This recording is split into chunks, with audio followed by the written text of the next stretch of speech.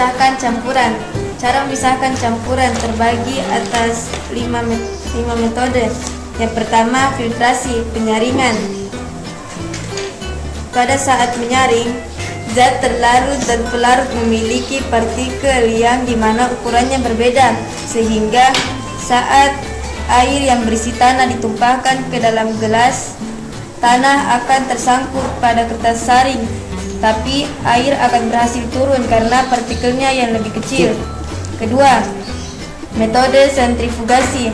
Metode sentrifugasi sama saja dengan filtrasi, tetapi sentrifugasi memiliki partikel yang lebih halus dan jumlahnya lebih sedikit. Yang ketiga, destilasi, penyulingan. Prinsip kerjanya didasarkan pada perbedaan titik didih. Saat air beras dipanaskan, beras akan lebih dulu mencapai titik didih sehingga lebih dulu menguap, sedangkan air memiliki titik didih yang lebih lama, beras akan menguap. Keempat, metode kromatografi. Metode kromatografi berdasarkan cepat merambat. Yang kelima, sublimasi. Prinsip kerja metode sublimasi adalah pemisahan campuran. Dengan cara sublimasi didasarkan pada campuran zat yang memiliki suatu zat yang dapat menyublim. Campuran tanah dan air yang dicampur dengan air bisa dipisahkan dengan filtrasi, yaitu campuran tersebut kita tuangkan ke dalam labu enamel yang di atasnya ada corong yang berisi kertas saring. Campuran yang tidak larut itu akan terpisah berdasarkan ukuran partikelnya. Air yang mempunyai ukuran partikelnya kecil akan lolos di kertas saringan, sedangkan tanah atau pasir tidak lolos dari kertas saringan sehingga dia berada di atas kertas saring dan mengendap di atas kertas saring. Untuk memisahkan sel darah merah, sel darah putih dari plasma darah, kita menggunakan sentrifugasi karena partikel padatan yang terdapat dalam campuran memiliki ukuran sangat halus dan jumlah campurannya lebih sedikit. Sel darah merah berupa padatan, sel darah putih akan mengumpal di dasar tabung reaksi, sedangkan plasma darah berupa cairan yang berada di bagian atas. Proses pencucian beras untuk menghasilkan larutan yang dapat dipisahkan melalui proses distilasi.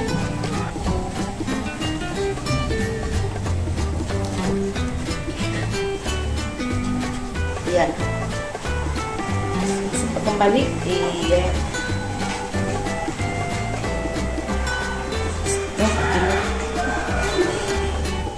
Setelah pencucian beras, larutan dimasukkan ke dalam tabung reaksi lalu dibakar untuk menghasilkan air yang bersih.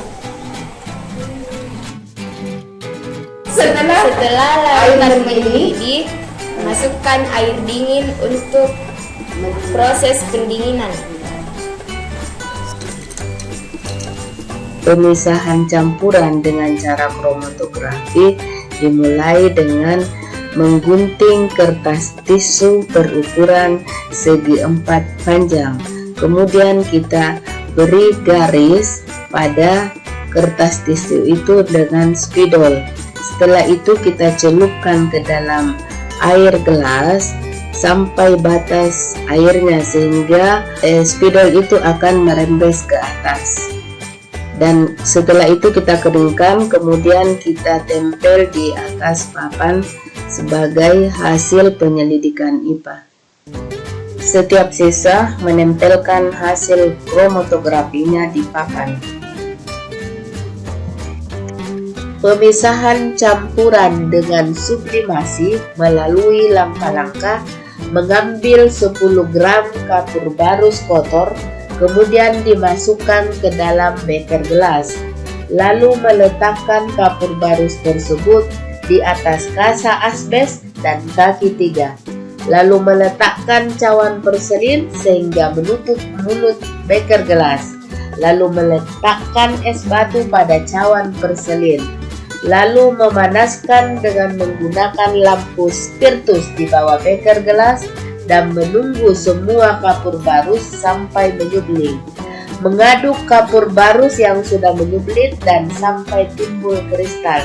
Lalu mengambil kristalnya di pantat cawan porselen dengan spatula lalu didinginkan